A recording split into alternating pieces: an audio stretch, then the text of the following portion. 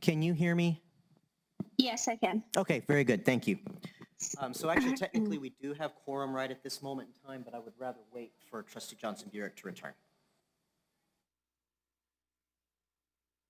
For everyone who's here to get back into the chamber. Sounds good.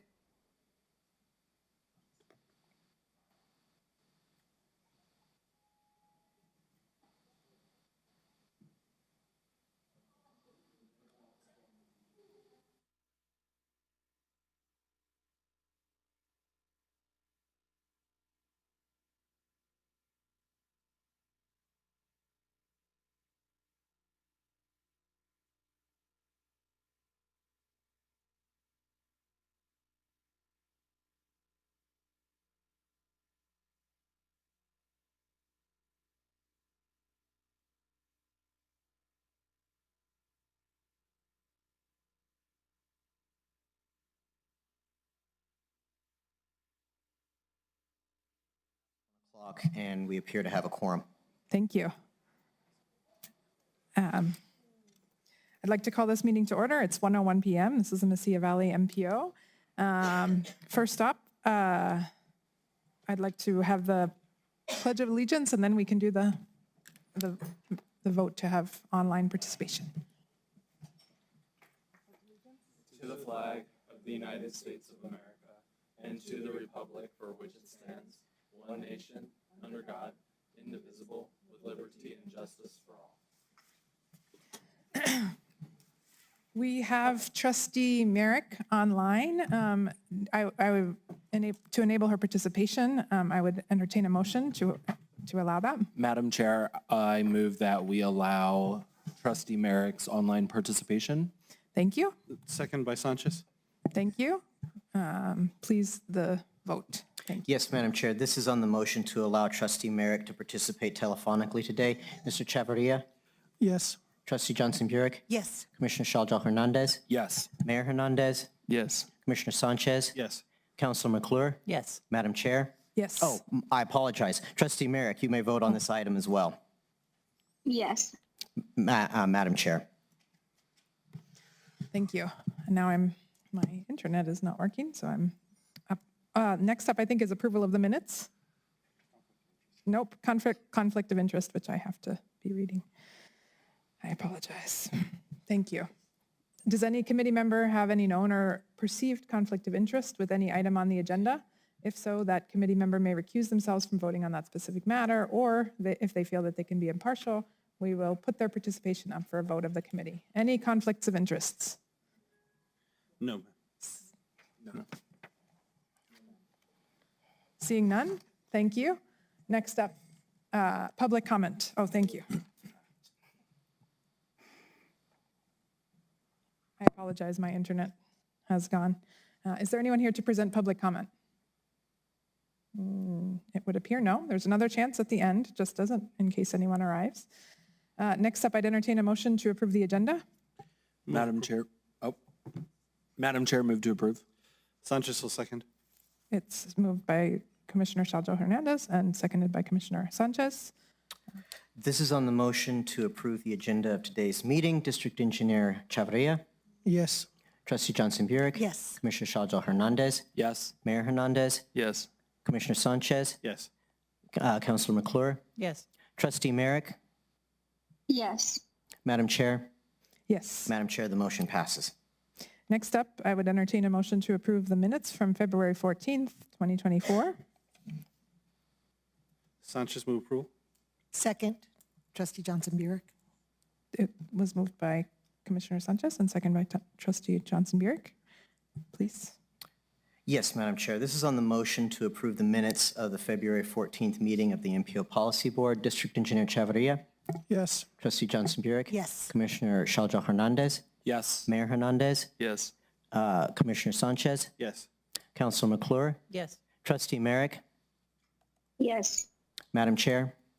Yes, thank you. Madam Chair, the minutes are approved. Thank you, sir. Next up, we have discussion items. Item 7.1, Greenhouse Gas Performance Measure Adoption Update. I'm super excited for this. Thank you, Madam Chair. At this time, I would like to introduce Mr. Dominic Loya.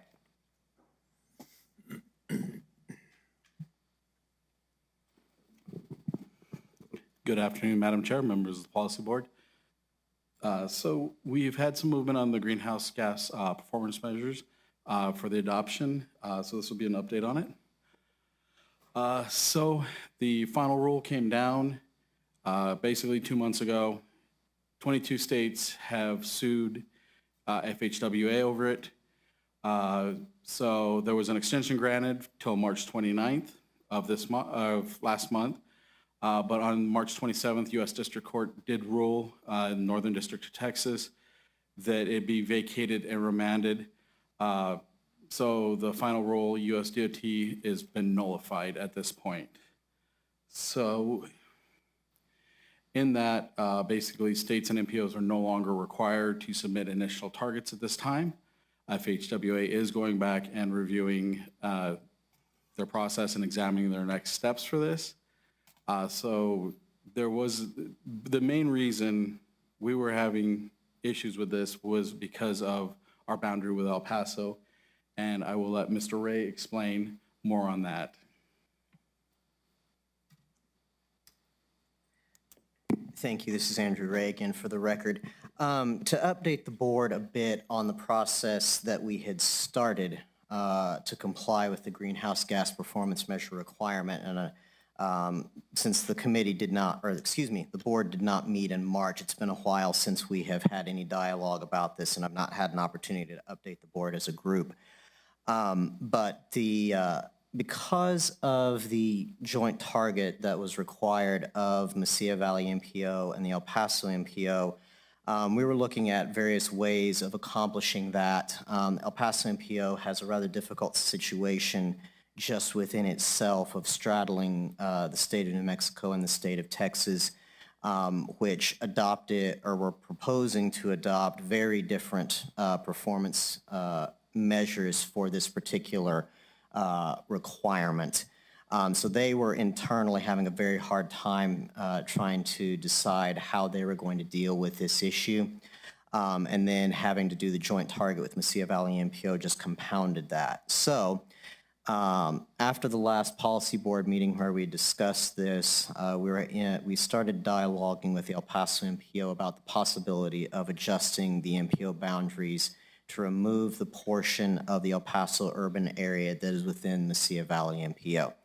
I'm not going to get into all of the history about why that's there at this moment in time, but with the census rules change in the 2020 census, the amount of the El Paso urban area that was within the Mesilla Valley MPO shrank down to, and I kid you not, 70 square feet. 70 square feet was going to mandate that we have to do a joint target, and it is unimproved bare dirt. There is no facility on it, nothing. So we started work on that process, and we're working on it when we received the word that the rule had been nullified. We had a meeting with El Paso MPO just last week, and TxDOT, NMDOT, and FHWA, looking to continue to pursue the possibility of adjusting the boundary between the two MPOs, irregardless of the fact that we no longer have the joint target mandate existing for us. We're pursuing this. Mesilla Valley, I will say Mesilla Valley staff is advocating for this boundary change to go ahead and move forward. We believe that at some point a greenhouse gas performance measure will still ultimately be successfully implemented by the federal government. In addition, we also believe, and NMDOT also thinks that there will be further performance measures that will come down, that because we have El Paso urban area within our MPO, that it's just going to have joint target after joint target. And that is really just not something that I think is in the best interest of Mesilla Valley MPO to have to cope with. We're a small MPO, and as everyone's aware, our policy has always been, or our practice has always been to support the state targets for all the performance measures, and we wish to be able to continue to do so. But if we're having to do joint targets with El Paso, that may not be possible, and then that may put an administrative monitoring or performance burden on MPO staff that we're not going to be able to carry forward. So for those reasons, we are continuing to pursue the boundary adjustment. I don't have any further update to provide on that particular topic at this time, other than we're continuing to work on it.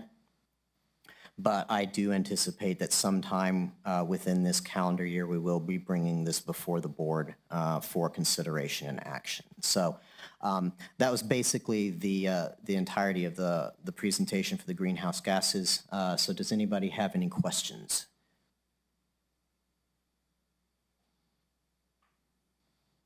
Seeing none, All thank right. you. Thank you. Next up, the transition process. All right, thank you, Madam Chair. This will be Andrew Ray again for the record giving this presentation. As the board is aware, we have an ongoing transition process with the City of Las Cruces to change the nature of the administrative arrangement that we have had with the City of Las Cruces since the inception of this MPO. This process started in June of 2022, wherein the City of Las Cruces requested the MPO to administratively separate from the city. So basically, the MPO will no longer be housed in city facilities. MPO staff will no longer be subordinate to the Las Cruces city manager. We will have our own legal counsel, which we already have, et cetera, et cetera. However, a very important point to remind everybody is that the City of Las Cruces still has, according to the proposals that both sides have already seen and worked on, the City of Las Cruces fully intends to continue its role as the fiscal agent for the MPO, which means that the City of Las Cruces, since the MPO doesn't actually have money, we receive spending authority from the federal government, and an entity must upfront our costs and then seek reimbursement from the federal government. The City of Las Cruces intends to continue that role for this MPO. Throughout the course of 2023, we had drafts of a proposed memorandum of agreement, or MOA, that were exchanged between the MPO and the City of Las Cruces. The most significant, or I don't want to say point of consideration or contention, but point of consideration has been the fiscal agent fee and the mechanism for determining the fiscal agent fee that the MPO will owe the city for the services that it will continue to provide. Had a long study that was conducted of MPO expenses in the latter portion of 2023. And in February of this year, the city gave us the output of that dollar amount. I'm not going to say that dollar amount that we were given here on the record because it is still subject to negotiation, but we did receive that information in February. And since February, the executive committee has been working very diligently on developing finalized versions of the MOA and joint powers agreement drafts. I mentioned the JPA because we will need to revise it to reflect the changes. Specifically, the change will be with regard to the status of the executive director position, which will be restructured from what it is right now. As we stand here today on April the 10th, the executive committee is currently considering, I will call it a complete draft on the slide, and I think that's probably the best way to phrase it. I don't want to call it a final draft because I think that implies that everyone's in agreement with it. We're considering a complete draft of our proposal to the city for both the JPA and the MOA. I believe that we will have consensus on those drafts by the end of the week. Once we have that consensus, we will be submitting it to the City of Las Cruces and to NMDOT for their review and comments. We have NMDOT staff here with us today. I have been keeping them informed as to the updates and changes. NMDOT has not signified to me as of yet any concerns from what they have heard, and I've kept them fairly detailed. So I don't anticipate that there's going to be any pushback from NMDOT. There may still be some further negotiation that has to take place with the City of Las Cruces, particularly on mechanisms of fiscal agent fee. I certainly hope that that's not going to be the case, but I just want to make sure the board understands that there may still be some more back and forth that has to take place with regard to this. But I do hope that all parties to this will continue to be able to keep this moving forward at a relatively steady pace, and that we won't see this process kind of fall into a state where we're languishing in it again. I wanted to give the board a brief timeline of how I believe this process will unfold throughout the rest of it, all the way up until the end. As I said, we're in the process right now of coming to agreement with the City of Las Cruces about the specific terms of the MOA and the JPA. Once we have agreement on those terms, and we'll be looking at it from the city administration side rather than the city council side at this juncture, we'll get agreement. We'll then begin work on the pending employment agreement between the MPO Policy Board and the Executive Director. After we have the concurrence of the city administration, at that point, MPO staff will bring the drafts of the JPA and the MOA to the Policy Board as a discussion item for review and comment by the board. So I anticipate, I don't know what month that's going to be, but that will probably be a relatively lengthy meeting that afternoon because we will have a lot to go over. Once the board has reviewed it the initial month, then MPO staff will bring it back pending with any revisions that the board thinks is necessary with the concurrence of the city. We will bring the final drafts of the JPA and the MOA back to the MPO Policy Board for its final approval. At that point, the documents kind of diverge a little. The City of Las Cruces, the City Council, will see both the JPA and the MOA because the MOA will be an agreement between the MPO and the City of Las Cruces. The county and the town will get the JPA because that is part of the overall agreement between all the member jurisdictions and the MPO. So the city gets the JPA and the MOA, county and the town get just the JPA. Once all the member jurisdictions have approved the JPA and the MOA, the JPA is then sent to the New Mexico Department of Finance Administration for final approval on behalf of the state of New Mexico. And I know those of you who were with us when we did the most recent update to the JPA back in 2021, there are questions then, so I'll just address that now. NMDOT is not a direct participant in this process. I'm keeping them very informed, and they definitely, I would say, have some veto powers if there's something in there that they see that they don't like, but NMDOT has no formal participation. The entity of the state, or the branch of the state government that approves JPAs is the NMDFA. Once we have approval from NMDFA, then the new dispensation will take effect alongside the executive director's employment agreement.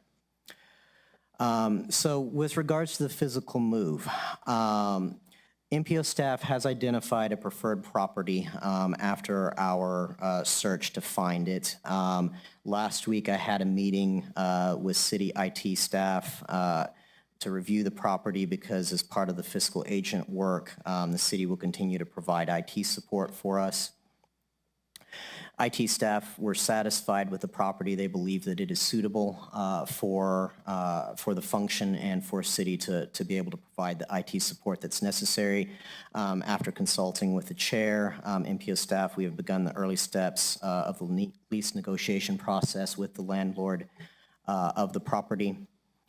And we have had to, and staff is advocating that we separate the physical move from the formal adoption process. And I know that that was a point of some significance last year and the year before, but the reason why staff is advocating that we go ahead and prepare to do a move now is that there are very limited suitable spaces for us within the city. This is the space that we're looking at right now. I'm not going to say the location here on the record in case something goes sideways, but it is very, very, very good for us. It's a very good space. It's basically carved up in exactly the way that we need it to be. We're not going to run into any federal regulatory problems with regard to limitations on our funding, which we would run into on quite a number of the other spaces that we've seen. So this is a very ideal location for us. But because of the likelihood that the transition process is going to still drag on for some time, and as you'll recall from my description of the steps that have to go through, it's a 4-month minimum process just to do the formal adoption. It will take that long. If we wait that long for this space, it will not be available for us, and we'll be back to square one as far as trying to find a spot. So We did make a decision to go ahead and begin working on the physical move to relocate before the formal adoption process is done. I know that that was not what the previous consensus was, but in speaking with the chair and with members of the executive committee, we decided to go ahead and get active on that particular process now and to not wait. MPO staff is going to keep the policy board up to date on further steps in the transition process. I certainly hope that I will have more to update on at the May meeting, but for the time being, that concludes my presentation, and I will stand now for any questions. Any questions from anyone? No? Seeing none, thank you, Mr. Ray. And yeah, I do want to sort of just speak to the sort of timeliness, and I think 4 months is the most optimistic of estimates. Well, Madam Chair, if I could just break in, that's once we get started with the adoption. That's not saying, yeah. That's not saying 4 months until we can get started. I mean, I hope it's faster than that. I don't know how long it's going to be before we can get started on those 4 months. So yeah, I think that the volatility of the timeline is a really big variable in this ongoing conversation. So I thank you for all the work that you've been doing, especially working on going and visiting sites and figuring out what's best for you all to make this transition. So thank you. Seeing no questions?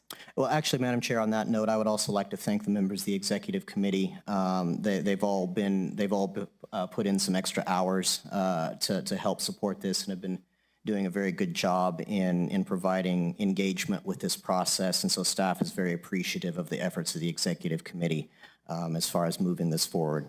We will need more of that in the future, so nobody rests on your laurels, please. There will be no laurel resting. Yes, thank you, Madam Chair. I appreciate that. Thank you. So hearing no more questions, thank you, Mr. Ray. Next up is the TPF call for proposals. Thank you, Madam Chair. I would at this time like to introduce Mr. Dominic Loya.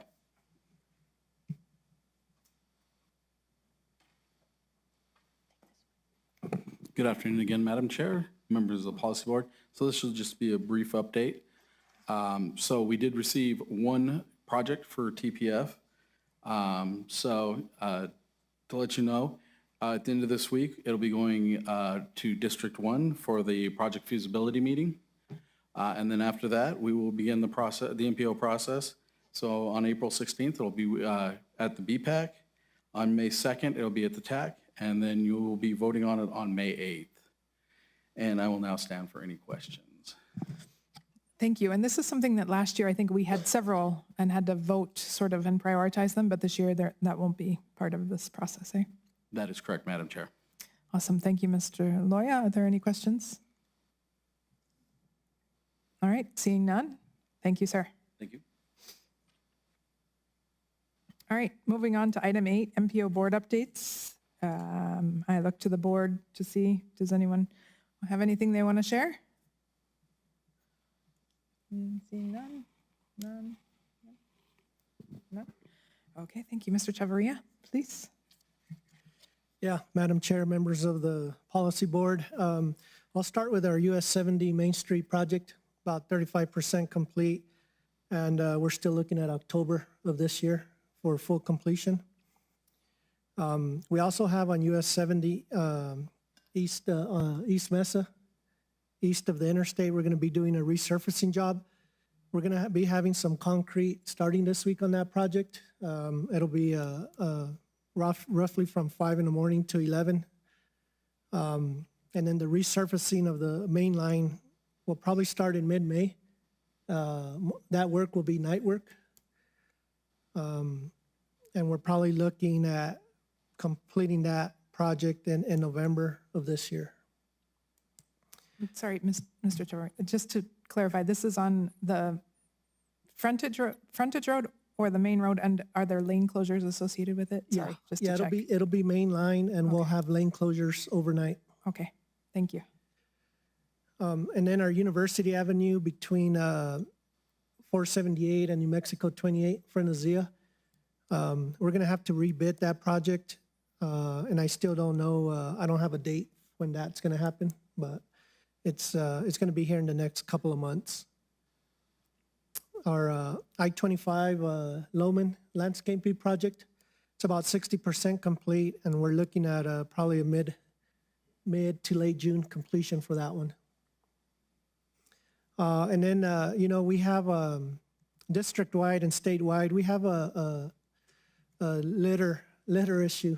There's a lot of litter. We're spending millions of dollars trying to keep up with that stuff, but City of Las Cruces and Doña Ana County are collaborating on the Great American Cleanup, and that's going to happen April 27th. Walmart's going to be providing lunches to all the volunteers. And we as a NMDOT, we're just going to help them out. We're going to have volunteers, and we're going to have some trash bins available just to make it easier for people. So I just thought I'd bring that up for the group, and, you know, maybe you can get some people out there to help. And that completes my update. I'll stand for questions. Thank Madam you. Chair? Please. Yeah. Trustee.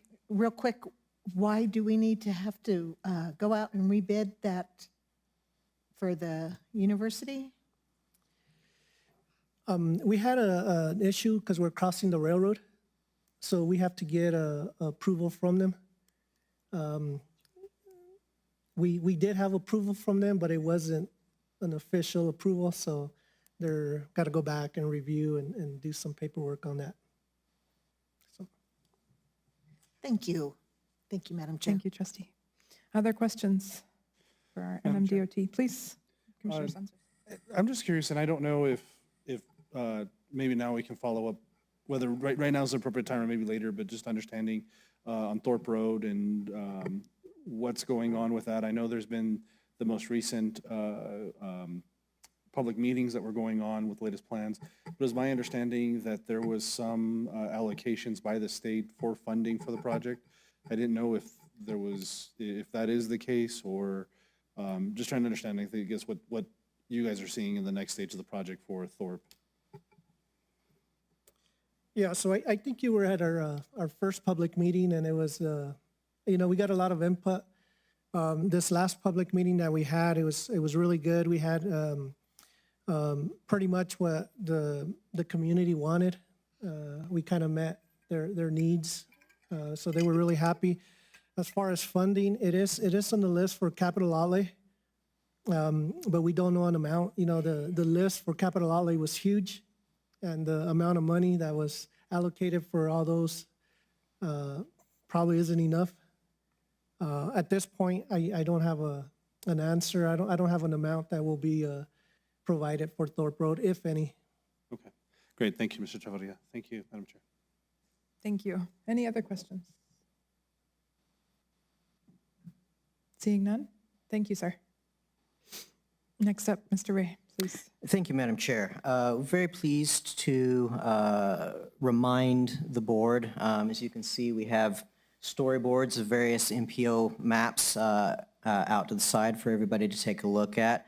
As you'll recall, at the February meeting, we kicked off the public engagement process for the current metropolitan transportation, or for the next metropolitan transportation plan update.